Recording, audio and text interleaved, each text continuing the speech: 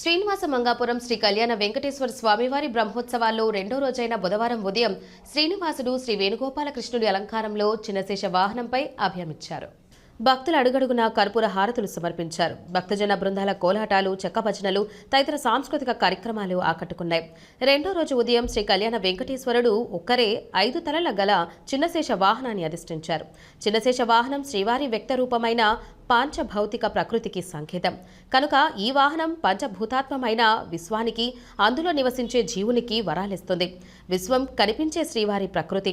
విష్ణువు ఈ ప్రకృతికి ఆధారమై దాన్ని నడిపించే శక్తి. స్వామి విశ్వాన్ని రక్షించేవాడు కనుక శేషునిపై తానొక్కడే విహరిస్తాడు. ఈ కార్యక్రమంలో ఆలయ ప్రత్యేక శ్రేణి డిప్యూటీఓ వరలక్ష్మి, వైకానస ఆగమ సలహాదారులు మోహన రంగాచార్యులు, ఏఈఓ గోపీనాథ్, సూపరింటెండెంట్ రాజ్ కుమార్, ఆలయ అర్చకులు బాలాజీ, ఇతర అధికారులు, విశేష సంఖ్యలో భక్తులు పాల్గొన్నారు.